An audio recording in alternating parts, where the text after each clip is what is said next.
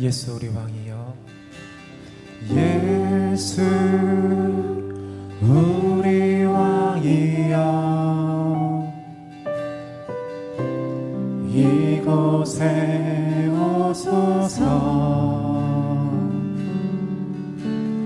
보좌로 주여 임하사 찬양을 받아 주소서. 주님을 찬양하오니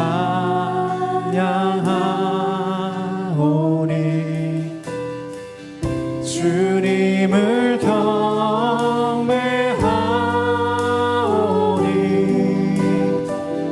왕이신 예수여 오셔서 좌정하사 다스리소서.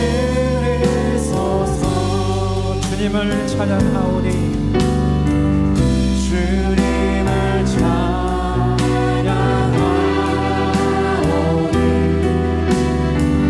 주님을 경배하오니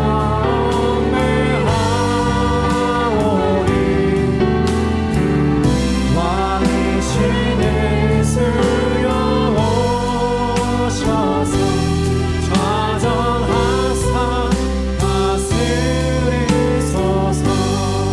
왕이신 예수여, 왕이신 예수여 오셔서 좌정하사 다스리소서.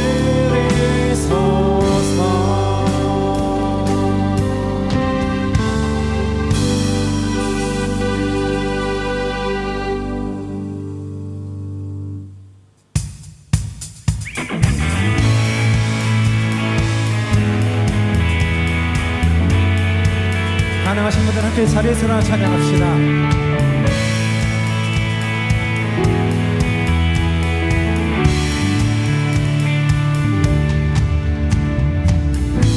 주 이름 찬양 풍요의 강물을 그러한 땅에 살 때에 주님 찬양해. 주 이름 주 이름 찬양 거친 광야와 같은 인생을 걸어가네요. 주님 찬양해. 모든 축복, 모든 축복 주신 주님 찬양하리. 어떤 날이 다가와도 난 외치리. 주의 이름을 찬양해. 주의 이름을 주의 이름을 찬양해.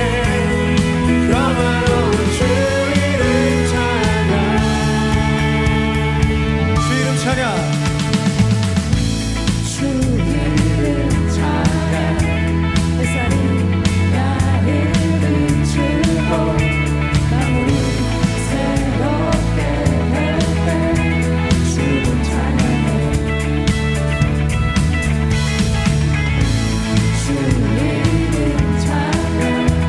하늘이 험할지라도 구름을 가르치라고 주님 찬양해. 모든 축복, 모든 축복 주신 주님 찬양하리. 어두운 날이 다가와도 난 외치리. 주 이름을 주의 이름을 찬양해. 주의 이름을 주의 이름을 찬양해. 영화로운 주 이름 찬. 주 이름을 주의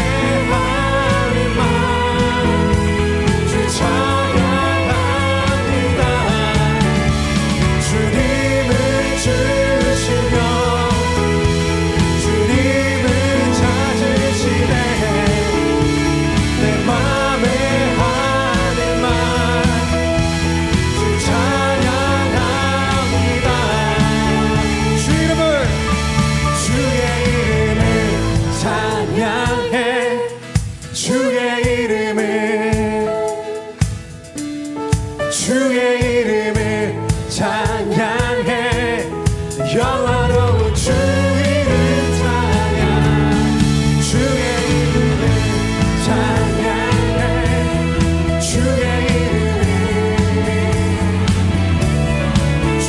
이름을 찬양해 영화로운 주 이름 찬양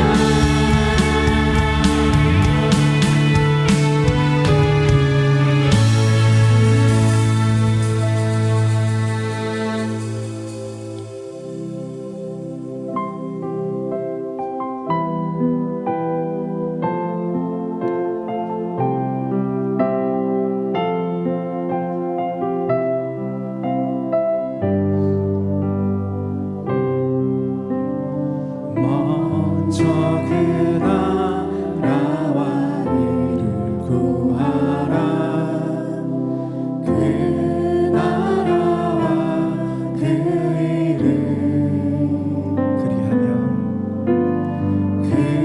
그리하며 이 모든 것을 너희에게 더하시리 사람이 덕으로만 살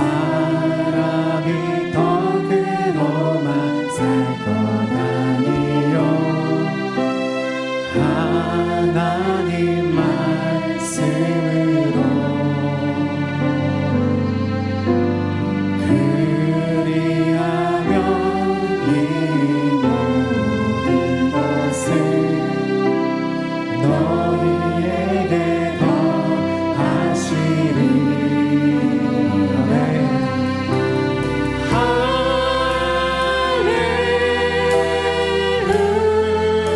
할렐루야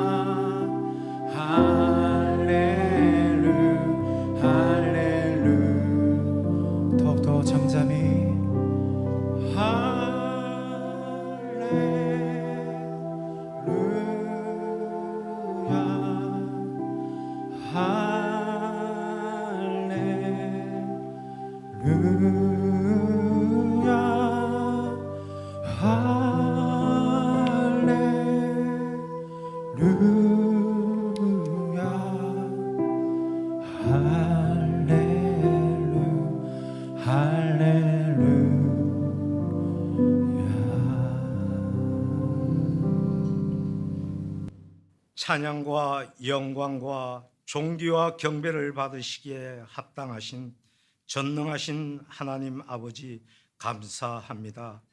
하나님의 때에 하나님의 방법으로 예배를 회복시켜 주시니 진심으로 감사를 드립니다. 결코 짧지 않은 시간이었지만 하나님께 올려드리는 이 예배가 얼마나 소중한 것인지를 다시 한번 깨닫게 하여 주시니 진심으로 감사를 드립니다. 새술은 새 푸대에 담으라고 말씀하셨습니다. 주님의 말씀 따라 새 마음을 품고 온 몸과 마음과 정성을 다하여 오직 한 분 성삼위일체 하나님께만 영광을 올려드리는 아름다운 예배가 되게 하여 주시옵소서.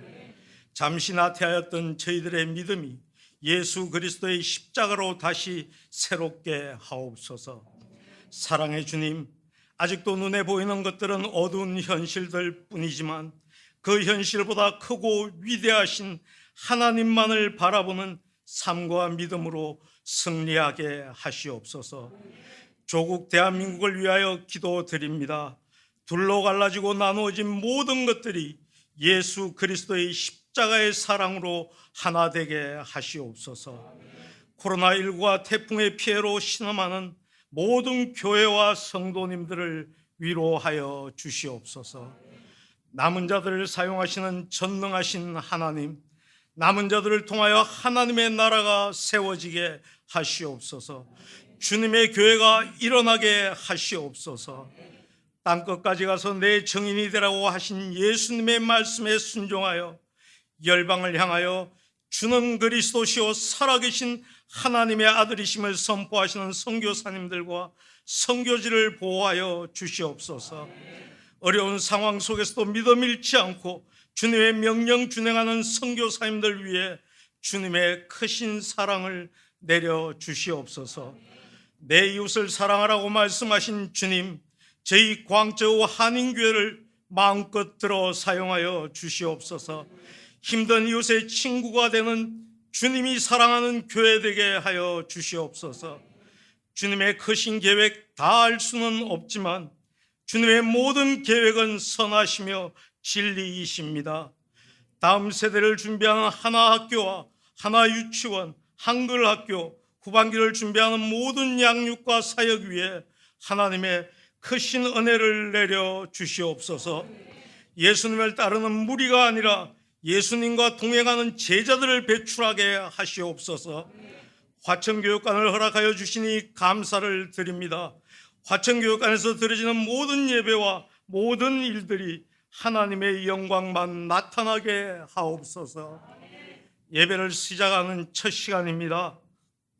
숨겨진 부끄러운 죄들을 주님의 십자가 앞에 모두 내려놓고 회개합니다.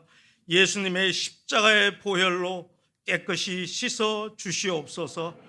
저희들의 몸가짐과 마음이 오직 주님만을 바라보게 하옵소서. 하나님의 말씀을 들고 단위에 서시는 주님의 종 김동석 선생님에게 영적 능력을 더하여 주시사 살아계신 하나님의 말씀을 선포하게 하시옵소서. 예배를 위하여 보이지 않는 곳에서 수고하는 섬김의 손길들이 있습니다. 하늘의 것으로 복 내려 주시옵소서. 이 시간 줌으로 예배드리는 모든 성도님들에게도 동일한 은혜를 내려 주시옵소서. 날 위해 십자가에서 죽으시고 사흘 만에 부활하신 살아계신 나사렛 예수 그리스도의 이름으로 감사하며 기도하옵나이다. 아멘. 하나님 말씀은 요한복음 2장을 봅니다. 신약성경 144페이지 요한복음 2장 1절로 11절 말씀 한 절씩 교독하고 맨 마지막 절 같이 합독합니다. 사흘째 되던 날 갈릴리 가나에 혼례가 있어 예수의 어머니도 거기 계시고 포도주가 떨어진지라 예수의 어머니가 예수에게 이르되 저들에게 포도주가 없다 하니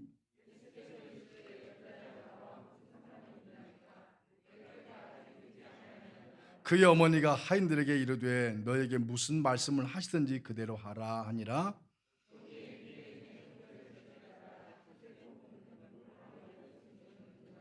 예수께서 그들에게 이르시되 항아리에 물을 채우라 하신즉 아귀까지 채우니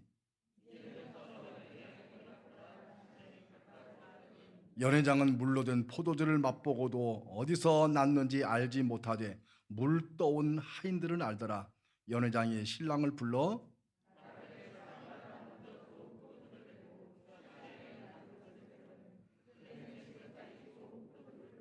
같이 읽겠습니다. 예수께서 이 첫 표적을 갈릴리 가나에서 행하여 그의 영광을 나타내시매 제자들이 그를 믿으니라.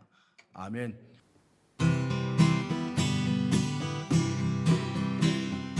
하나님이 가는 지주함같이 내 이웃은 내 몸과 같이 미움 다툼 시기 질투 버리고 우리 서로 사랑해. 아름다운 마음들이 모였어 주의 은혜 나누며 예수님을 따라 사랑해야지. 우리 서로 사랑해. 하나님이 가르쳐준 한 가지 내 이웃은 내 몸과 같이 미움 다툼 시킬 질투 버리고 우리 서로 사랑해.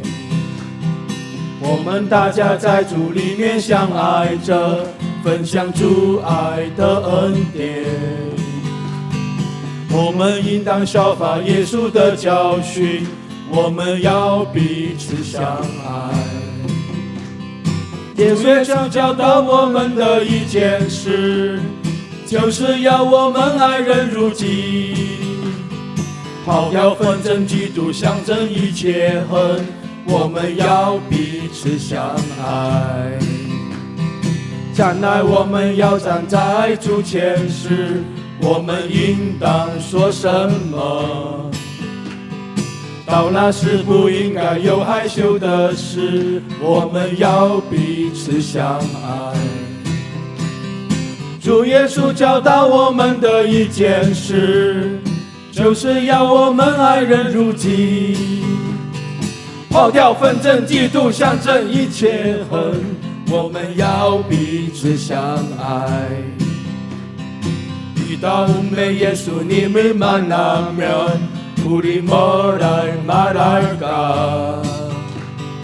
그대에는 부끄러움 없어야지. 우리 서로 사랑해. 하나님이 가르쳐준 한 가지 내 이웃을 내 몸과 같이 미움 다툼 시킬 질투 버리고 우리 서로 사랑해. 주耶稣教导我们的一件事，就是要我们爱人如己，抛掉纷争嫉妒，相争一切恨，我们要彼此相爱。하나님이 가르쳐준 한 가지 내 이웃을 내 몸과 같이 미움 다툼 시킬 질투 버리고 우리 서로 사랑해.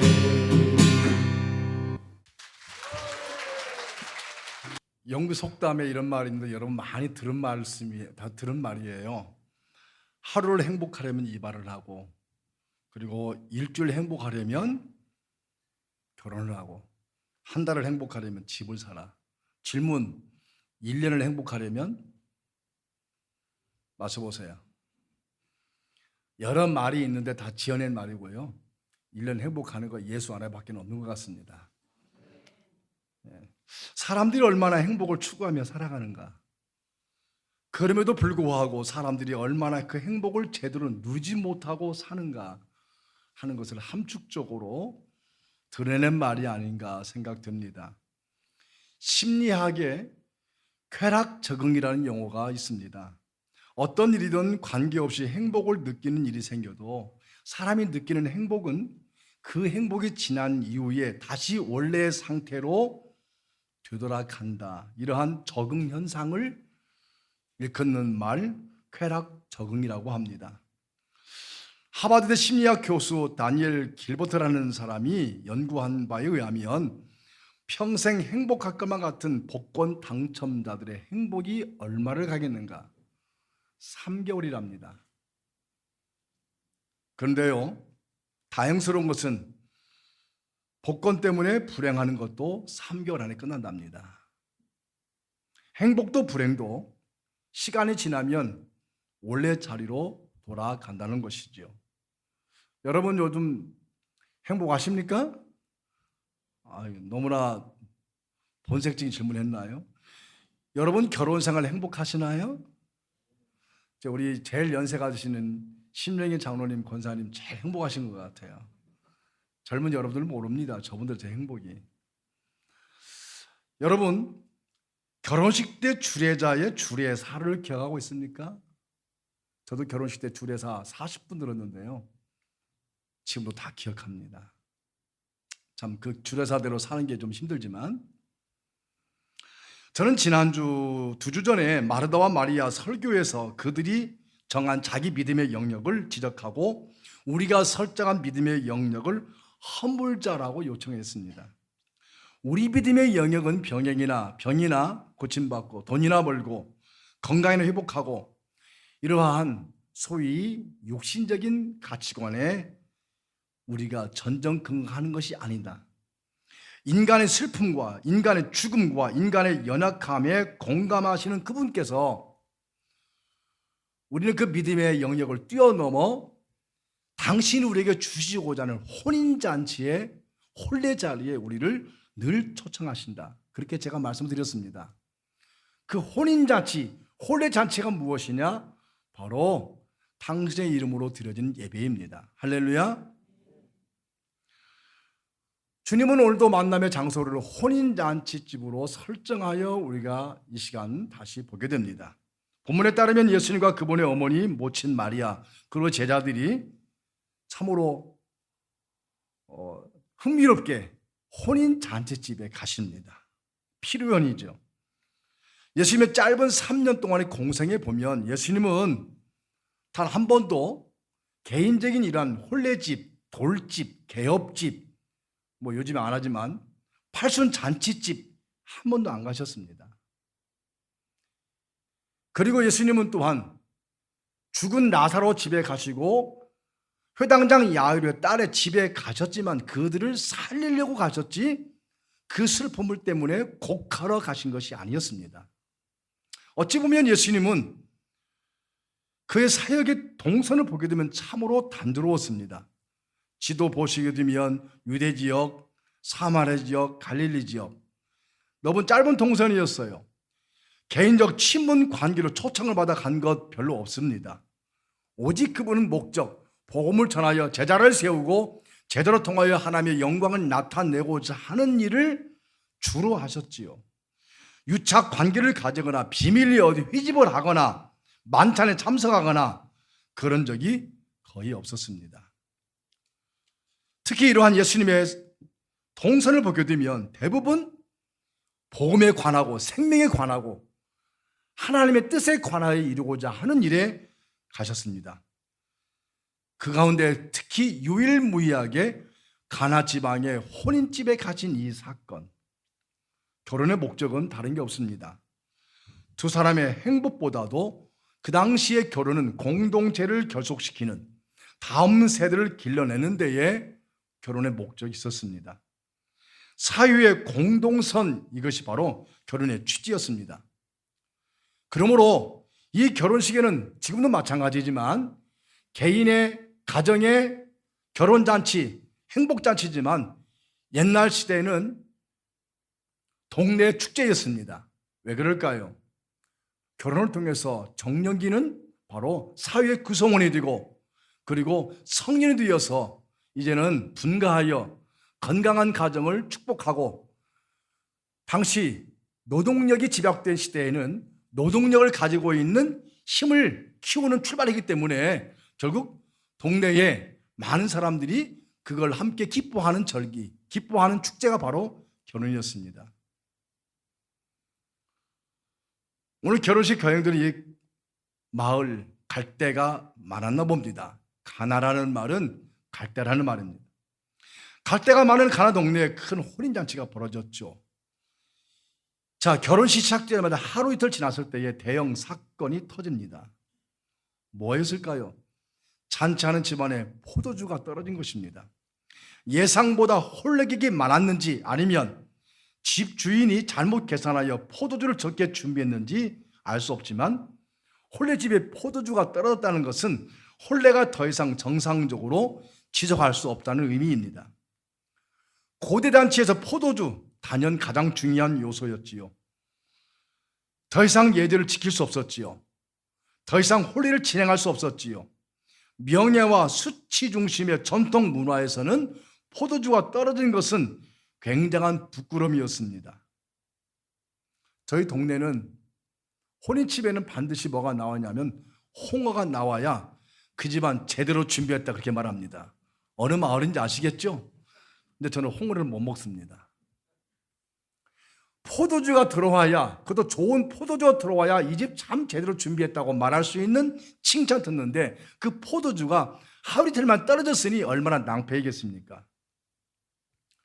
여러분, 이렇게 간단히 본문에 대한 내용을 스케치해보면, 근데 이 사건을 이해하는 이 본문 혼인의 스토리가 배경이 아니라 사도 요한은 오늘 혼인 예식을 통해서 무엇을 말하고자 하는 것인가? 요한복음을 기록한 저자인 사도 요한이 무엇인가를 독자들에게 전하고자 하는데, 단순히 그 시골 마을, 저도 혼인 그 가나집에 가봤습니다마는 그 시골 골짜기에 한 가정 홀례 치르는 것이 무슨 성경에 기록될 만큼 중요하겠습니까? 그런데 사도 요한이 이걸 통해서 뭘 말하고자 하는 것인가? 이 저자의 의도를 읽는 것이 매우 중요합니다. 그것을 읽는 키가 바로 있는데 맨 마지막 절 11절이지요. 오늘은 맨 마지막 절부터 점점 위로 성경 본문을 읽어 올라가겠습니다. 자, 11절 말씀을 같이 한번 읽어볼까요? 시작. 예수께서 이 몇 번째 표적? 첫 표적을 갈릴리 가나에서 행하여 계속해서 그의 영광을 나타내심에 제자들이 그를 믿으니라. 여러분, 예수님의 공생에 처음 시작하면서 처음으로 표적을 나타내셨다? 이 나타내신 표적을 나타내신 이유가 뭘까? 사도 요한은 결혼 잔치제 포도주가 떨어졌다가 물이 포도주가 되었네, 그 스토리를 설명하는 것이 아니라 이 전체는 그의 영광을 나타내심에 제자들이 그를 믿었다. 나타난 영광으로 제자들이 그를 믿었다. 이 한 문장은 어마어마한 내용이 함축되어 있는, 어찌 보면 성경 한 권이 전부 다 이 본문 안에 배어 있는 것으로 이해도 되겠습니다. 표적이라는 것은 뭘까요? 성구 사전에 보니까 증거가 되는 표시로 하나님의 일하시는 것을 보여주는 기적이라고 설명합니다. 그렇다면 예수님의 이 표적 기적은 그저 현란한 한 사람의 능력 과시 아니었습니다. 대중을 감동시키는 멋진 마술 아니었습니다. 마술은 뭐예요? 마술은 속임수입니다. 그러나 표적 기적은 속임수가 아니고 팩트, 사실입니다. 이걸 통해서 하나님이 무엇인가 나타내시고자 하는 하나님의 의도적인 일이라. 이 의미심장하게 능력을 나타내심으로 그 너머 믿음의 눈으로 보이는 실제, 이것을 표제라고 말합니다. 예수님은 굳이 그렇게 하실 필요가 없는데도 말입니다. 그런데 일부러 첫 표적을 행하여 그의 영광을 나타내신 이 예수님의 자신을 노출하는 이 사실이 무척 흥미롭기도 합니다. 어느 경우든 보면 대중 앞에 첫 선을 보일 때는 매우 신중하지요. 세세한 부분 하나까지도 꼼꼼히 신경을 쓰지요. 왜 그럴까요? 이 처음 것은 그만한 모든 것을 예표하기 때문입니다. 예수님께서 자신의 정체를 드러내시는 이 행동, 왜 예수님은 그렇게 하셨을까? 성도 여러분, 이 기적은 자신의 아들을 메시아로 믿는 모친 마리아로부터 출발합니다. 사도 요한은 예수님께서 이 상황에 무엇을 증거하고 계시는지 무척 전하고 싶었던 마음입니다. 오늘 본문 9절 다시 한번 읽겠습니다. 9절 말씀 시작. 연회장은 물로된 포도주를 맛보고도 어디서 났는지 알지 못하되 물떠온 하인들은 알더라. 유대 결혼 잔치는 우리하고 다릅니다. 우리는 결혼 예식 30분이면 끝나잖아요. 사진 촬영까지 전부 다. 그리고 5층에 내려가서 거기에 맛있는 갈비탕 하나 먹으면 끝나잖아요. 맥시멈 1시간이면 다 끝납니다. 근데 유대인들은 일주일 걸렸습니다. 한 주간 내내. 잔치집의 기쁨의 근원인 포도주가 바닥나는 비상사태. 예수님은 이웃에 살면서 이 집안의 난감한 상황을 같은 마음으로 목도합니다. 이제 자신도 곧 이 혼례를 치러야 할 모친 마리의 입장에서 난감한 사태가 남의 일이 아니었습니다. 장자인 아들 예수를 장가를 보낸다 그 생각은 안 했겠지만 그 밑에 여러 동생들이 있는데 이 집도 언젠가 혼례를 치러야 되는데 내일이라면 얼마나 난감한 상황이었습니까? 그래서 이 비상사태 벌어지자 예수의 모친 어머님 마리아는 예수님께 조용히 불러 잔치집에 포도주가 떨어졌다. 잔치집에 포도주가 떨어졌다. 이 잔치집에 기쁨의 근원이 사라졌다. 이 말을 듣고 예수님은 대뜸 나오는 말씀이 너무나 황당한 말씀이에요. 한번 읽겠습니다. 시작. 여자여. 다시 한번 시작. 그것이 나와 무슨 상관이 있습니까? 아직 내 때가 오지 않았는데. 두 가지입니다. 여자여, 내 때. 사실 그렇죠. 축하 개거로 온 예수님에게 포도주가 떨어진 것이 무슨 연관이 있겠습니까? 예수님 몫이 아니잖아요. 예수님이 해결할 일이 아니잖아요. 그런데 여자여 이 말은 오해하지 마십시오. 어머니 예수를 비하는 말은 퀴나이라고 하는 말은 황후에게 붙이는 이름입니다. 하나님의 공적 사역에 있어서 어머니조차도 한 여인에 불과하다는 거예요. 하나님의 공적 사역에 결코 혈통과 개인적 관계가 개입할 수 없다고 하는 하나님의 신성에 관한 문제를 예수님은 자기의 메시아 되심을 여자여 이 한마디로. 그렇다고 여러분 갑자기 집에 가서 여자여 그러면 안 됩니다. 그리고 하시는 말씀은 내 때. 요한복음 보면 예수님께 내 때라는 단어가 3번 나오더라고요. 내 때가 아직 안 되었다. 성도 여러분, 앞서 말씀드렸지만 잔치집이나 상가집에게는 동네 주민과 가족 공동체 개념으로 보아야 한다고 그랬어요. 기쁨도 슬픔도 안타까움도 넉넉함도 함께 나누는 것 인지상정이죠. 그렇기 때문에 예수의 모친 마리아도 그렇게 직언했고요. 아마도 혼인집과 마리아 무척 관계가 깊었죠. 그런데도 예수님께서는 이 말씀을 인간적으로 받아들이지 않냐고 그의 공적 사역으로 받아들이기 위하여 내 때가 아직 되지 않았나이다. 중요한 것은 예수님은 메시아의 능력을 발휘해서 기적을 베풀어 달라는 어머니의 은근한 부탁을 예수님께서는 메시아로서 진정한 능력은 무엇일까? 진정한 능력은 무엇일까? 기적을 베푸는 것이 아니라 십자가 사건을 두고 하는 말입니다. 십자가. 내가 십자가를 지는 것. 십자가를 지는 것이 메시아의 능력이라는 것을 모친 어머니에게 상기시키는 굉장히 깊은 의미가 있는 말입니다. 여러분 죄송합니다. 제가 언변이 많이 부족해서 이러한 깊은 뜻을 성도 여러분에게 굉장히 어렵게 설교할 수밖에 없어요. 한 가지 희망이 있다면 유튜브를 한 주간 내내 여러 번 보십시오. 그래서 유튜브에 보면 저도 요즘에 제 설교 몇 번 듣거든요. 내가 이 딸이 왜 이 말 했을까 하기도 하고 단어가 틀리기도 하고 좀 부담스러워요. 저도 유튜브 하는 게.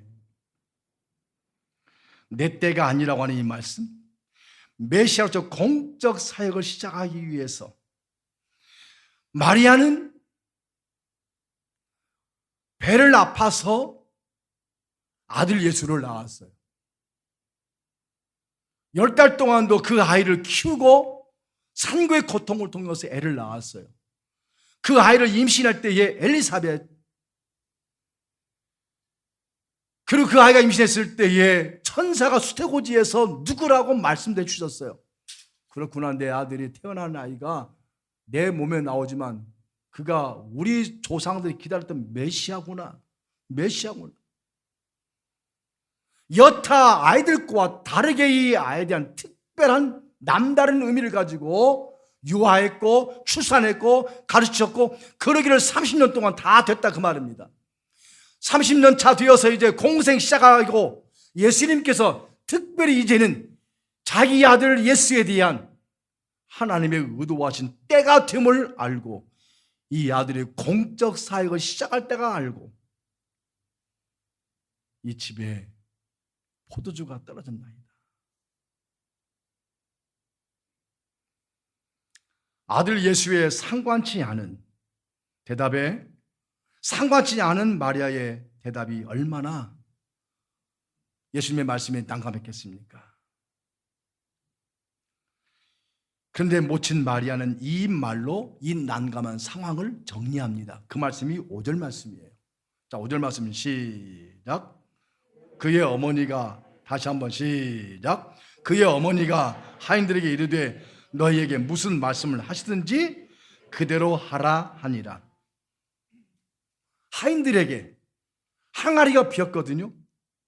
여러분, 이 잔치집에 포도주가 떨어진 수치를 기쁨으로 바꾸기 위해서 필요한 밑그림이 하나가 뭐냐면 그게 바로 항아리였습니다. 항아리, 유대인 가정에는 연회할 때에 물을 많이 사용하기 때문에 반드시 비치해야 할 기구가 돌 항아리였습니다. 바로 이 사진, 제가 가네 혼집에 가서 보니까 이 사진이 있더라고요. 이거 보고서 이게 예수님 때 사용했던가 물어보니까 그때까지는 아니래요. 그냥 관광객을 위해서 샘플로 갖다 놓은 거라는. 집은 그 집이었습니다. 아, 그렇구나. 굉장히 많이 있어요. 항아리들이 쫙 있는데, 여러분, 이 항아리는 식수용이 아닌 주로 식사 전후에 손 씻는 정결 예식을 행하기 위해서 구비된 것이었습니다. 유대인의 정결 의식법에 따르면 물은 하늘에서 떨어지는 순수한 빗물이나 흐르는 물을 사용해야 한다는 전설이 있습니다. 그러한 이야기가 있습니다. 어쨌든 이 정결 예식에 쓰이는 항아리, 두세 통 있는 항아리, 작은 건 77리터, 큰 것은 115리터, 6통이니 상당히 많은 분량의 물이 필요했습니다. 그런데 이 물은 무엇일까요? 정결 예식, 만찬하거나 제사할 때 반드시 손을 씻고 깨끗한 몸과 마음을 가지고 하나님께 드려져야 할 그 정결 예식, 속죄와 정화와 용서가 담겨져 있는 이 예식, 그리고 피의 제사를 드려야 할 예식, 피의 제사 드리기 전에 반드시 물로 정결케 하는 예식. 그러므로 이 물로 정결하는 예식은 뭐와 연관이냐면 피의 제사와 연결되는 거예요. 그러니까 이 돌 항아리는 물로 된 항아리였지만 결국 그 다음에 피의 제사가 반드시 필요했다는 것을 암시하는, 그래서 이 항아리는 결국 뭘 말할까요? 그들의 죄의 문제를 이야기하는 것입니다. 죄의 문제. 제가 지난 몇 주 동안 설교하면서 니고데모 이야기했습니다.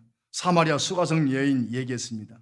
민간 지도자요, 히브리 최고 법원의 사례된 공의원이요, 독실하고 정직한 바리새인이요, 감정적이거나 상처가 많은 유형이 전이 아닌 이성과 성공과 수양과 도덕적 신앙을 갖춘 건강하고 맑은 사고를 가지고 있었지만 그러나 단 한 가지, 교만한 자기 만족주의에 있던 내부자 니고데모, 그에게 말씀하시기를 네가 거듭나야 하리라.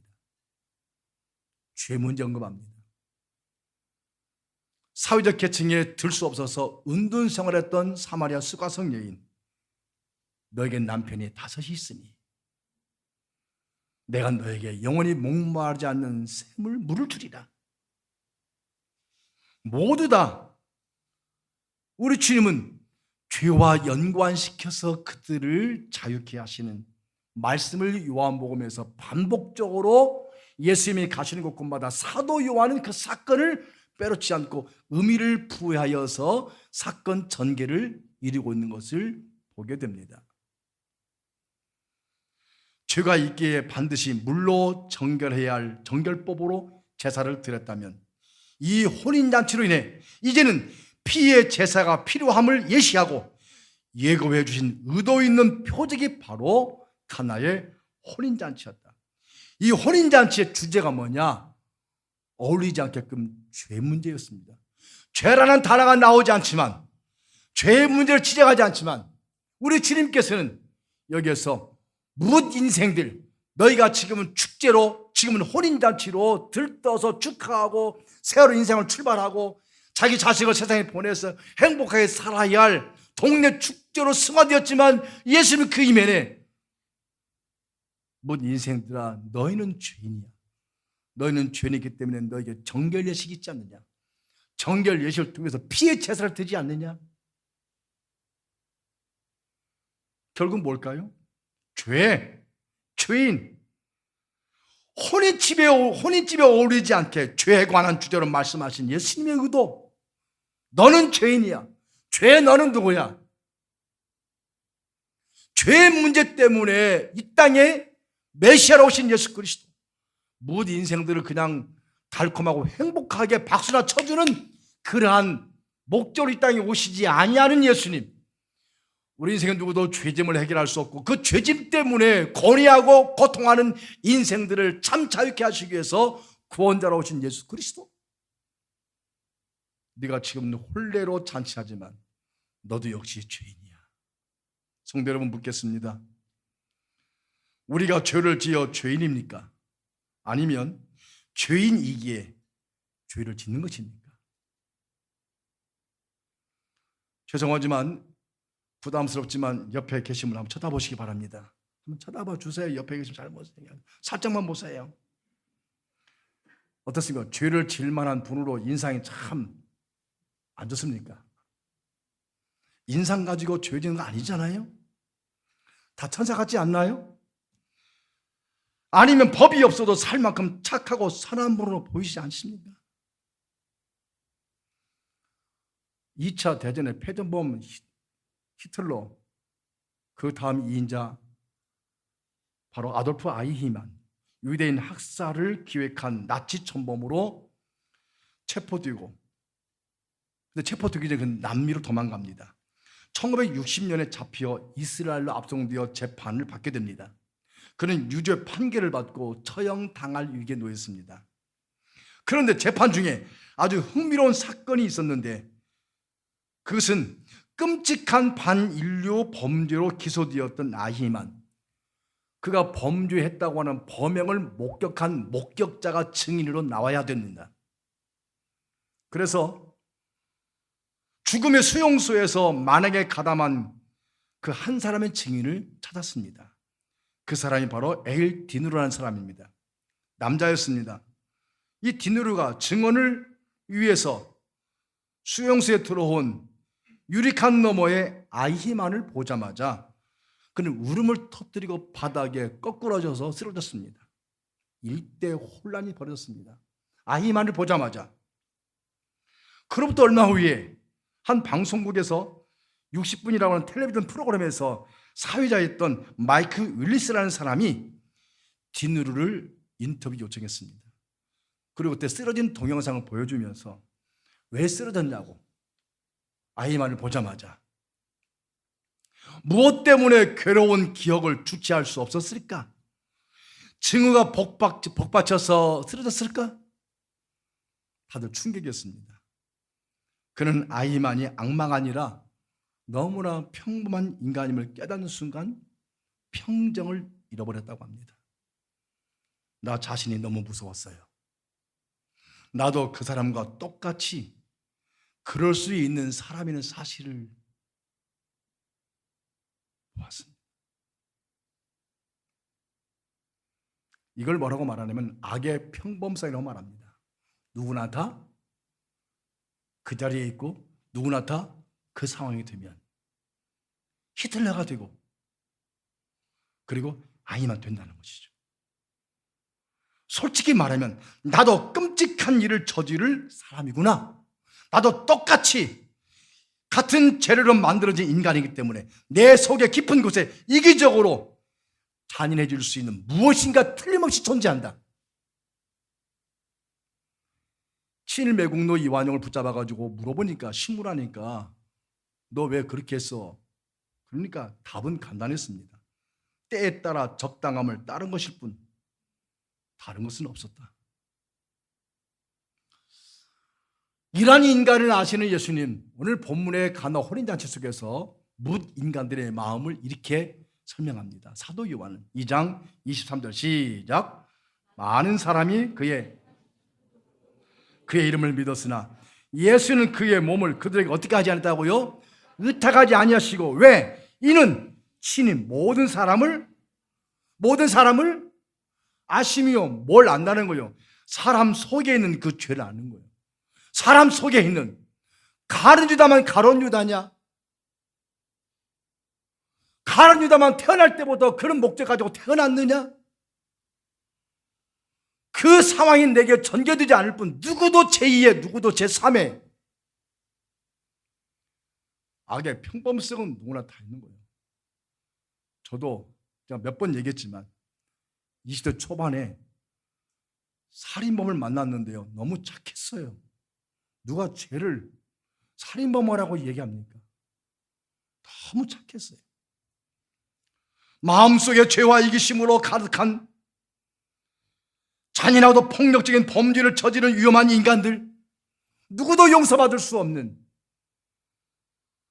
대법원 판사가 자유라고 선언해도 이미 저지른 죄인의 딱지를 누가 우리를 용서하고 치유와 정화와 사랑의 길로 인도할까? 가나의 혼인잔치, 예수님은 치유와 정화와 용서를 주는 그 핵심이 바로 혼인잔치집의 스토리의 주제입니다. 가나 혼인잔치는 기쁨의 잔치였지만 고난의 잔치로 시작되는 분기점입니다. 신랑 신부나 양가 부모나 축가객들 모두에게 분명 기쁨의 잔치였습니다. 그런데 유독 예수님만큼은 고난의 잔치였습니다. 모두가 처음에 나온 포도주보다 나중에 나온 포도주가 더 좋다고 신랑을 불러서 다른 집은 처음에 좋은 건 내놓더만, 야, 너네 집은 나중에 나온 게 더 좋네. 이거 어디 거야? 이 포도주 뭐야? 제가 인터넷 찾아보니까 20세기를 통틀어 가장 많이 술된 블루넌, 가장 유명한 독일 와인 브랜드 아이스바인. 야, 이거 블루넌 아니야? 이거 아이스바인 아니야? 하고 포도주 맛에 즐기면서 서로 잔 기울일 때에 예수님은 그 순간 고독하셨고 슬퍼하셨고 잠잠하셨습니다. 왜 그럴까요? 너희들은 축제지만 나는 내 때가 곧 다가온다. 너희는 기쁨의 잔치지만 나에게는 십자가의 고난이 다가온다. 내 때. 예수님이 행하신 첫 표적은 물이 포도주로 변화되는 기적입니다. 그냥 시시한 포도주가 아닙니다. 그날 그 포도주를 맛본 사람마다 최고의 포도주 맛이라고 극찬한 최고의 포도주. 그러나 물이 포도주로 바뀐 듯이 변화되게 하는 것이 바로 뭘까요? 바로 기독교 평화의 종교입니다. 물이 포도주로 변화된 것처럼 예수를 구주로 영접한 자들은 혼인잔치 같은 우리의 인생 가운데서 때로는 즐겁고 때로는 행복하지만 죄의 문제가 해결되지 않는 이상은 멸망이요 죽음이요. 결혼해라, 일주일만 행복하다라고 영구 속담의 말이 좀 틀린 말이지만 우리한테는 안 맞는 말이잖아요. 그렇지만 예수님께서는 이 잔치를 통해서 내가 누구인가, 그 영광을 나타내시고 나타난 영광으로 그가 누구인가를 알게 하시고, 그 잔치가 너에게는 축배를 나누는 잔치지만 나에게는 고난의 잔치가 시작된다. 슬픈 얘기예요. 좀 우울한 얘기예요. 우리는 그 이면의 역사를 모르고 겉으로 드러난 잔치집만 가지고 박수치면서 맞장구 치며 즐거워하고 있지만 그 순간 주님은 울고 계시지 않았을까? 그런데 그분이 우시고, 그분이 십자가에 죽으시고, 그분이 잡히시고 채찍에 맞으시고, 그렇기 때문에 우리가 자유함을 얻고 사랑을 얻고 용서를 얻고, 그리고 우리가 또한 치유를 얻게 되었느니라. 누구에게? 사도 요한은 이것을 먼저 요한복음 1장에서 선언하고 여기에 적용시키기 위해서 모든 스토리를 전개합니다. 1장 12절 13절 말씀 시작. 영접하는 자 곧 그 이름을 어떻게 믿는 자들에게는 하나님의 자녀가 되는 권세를 주셨으니. 거기까지만. 그 이름을 영접하십시오. 그 이름을 믿으십시오. 그러면 여러분의 혼인잔치가 그날 하루만 해피한 것이 아니라 모든 날들이 해피할 것이라고. 그날 하루만 결혼잔치가 아니라 모든 날들이 우리에게 결혼잔치가 될 것이라고. 왜 그럴까요? 그분은 나의 신랑이고 나는 그분의 신부가 되기 때문에. 역설적인 이야기입니다. 우리는 이 예배가 결혼잔치입니다. 우리의 삶의 결혼잔치입니다. 왜 그럴까요? 그분이 우리를 신부로 여겨주시고 당신 스스로가 나는 너희의 신랑이라고 말씀합니다.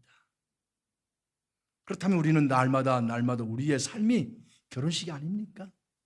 근데 그분이 우리가 떨어진 포도주 다시 만드십니다. 그냥 떠다 주어라. 말씀도 안 하셨죠? 떠다 주어라. 떠다 주니까 하인들은 알더라. 무엇을? 포도주의 신비한 역사를. 하인들은 알더라. 무엇을? 그렇게 말씀하셨는데 가다 보니까, 아니면 가보니까 벌써 이 물이 아구까지 채웠는데 그게 벌써 포도주가 되었네. 알더라. 아는 사람은 증거합니다. 아는 사람은 인정합니다. 아는 사람은 고백합니다. 아멘. 잔치보다 더 큰 기쁨, 잔치보다 더 고난스러운 잔치, 그 고난의 잔치 때문에 우리가 영광의 나라에 영원한 신부로 사는 영광을 주셨으니 할렐루야. 이것이 믿음 생활이고 이것이 코로나를 이길 수 있는 우리의 삶의 힘이요 능력이 아니겠습니까? 이것 때문에 사는 것이고 이것 때문에 견디는 것이고, 오늘이 고단할지라도 오늘도 믿음으로 살아가고자 결단하는 이유가 여기 있는 것. 일어나서 마지막 요한복음 1장 12절 13절 말씀을 읽고 마치겠습니다. 요한복음 1장 12절 13절 시작. 영접하는 자 곧 그 이름을 믿는 자들에게는 하나님의 자녀가 것을 주셨으니 이는 혈통으로나 육정으로나 사람의 뜻으로 나지 아니하고 오직 하나님께로부터 난 자들이니라. 아멘. 기도합시다. 하나님, 우리의 인생은 늘 혼인잔치입니다. 그런데 포도주가 떨어져서 난감합니다. 당황스럽습니다. 하나님, 우리 사는 성들의 삶에 떨어진 포도주 이 시간 물로 채우겠사오니 변화시켜 주옵소서. 기쁨의 잔치가 고난의 잔치로 스스로를 당신의 때를 이야기하신 주님, 우리 죄의 문제를 언급하시고 너희가 혼사이지만 너희는 죄인일 뿐이야. 영원하지 않아. 영원히 행복하지 않아. 영원히 만족하지 않아. 예수 안에서만 만족할 수 있고 예수 안에서만 해결점이 있는, 그러므로 영접하는 자, 그를 믿는 자들에게는 하나님의 자녀들은 권세를 주셨으니 이제는 신랑 신부의 이름으로 살지 않고 아들의 권세 이름으로 사는 생애 되도록 축복해 주시옵소서. 이 예수를 나의 구주로 영접한 것을 감사합니다. 이 예수가 나의 구주심을 감사합니다. 이 시간도 구주로 영접한 모든 당신의 백성들을 축복해 주시고 메마르지 않고 변화되게 하시고 충만하게 하시고 부족하지만 자족하여 그 은혜로움으로 살아가는 귀한 성도가 되도록 인도하여 주옵소서. 이들을 파송하오니 한 주간도 믿음으로 사는 생애 되도록 삶의 현장을 축복해 주시옵소서. 이제는 우리 주 예수 그리스도의 은혜와 하나님의 사랑하심과 성령의 온전케 하신 크신 은혜가 이 말씀을 품고 돌아가는 모든 성도들에게 저들의 가정과 자녀와 생업과 일터 위에 우리 몸든 공동체 위에 내 주국 대한민국 전 세계에 흩어진 하나님 디아스포라들과 이 중국과 북한 땅에까지 이제부터 영원토록 함께 있을지어다. 아멘.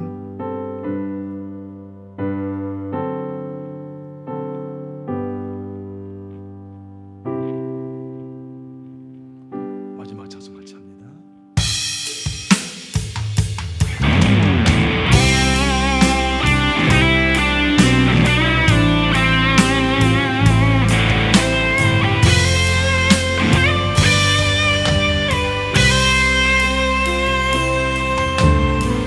주님 다시 오실 때까지 나는 이 길을 가리라.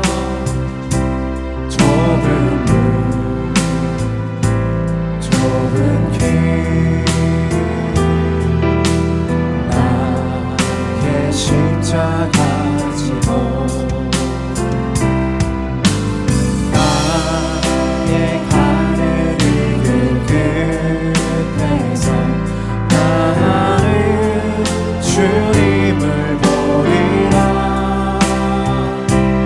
영광의 내 주님 나를 맞아주시니 주님 다시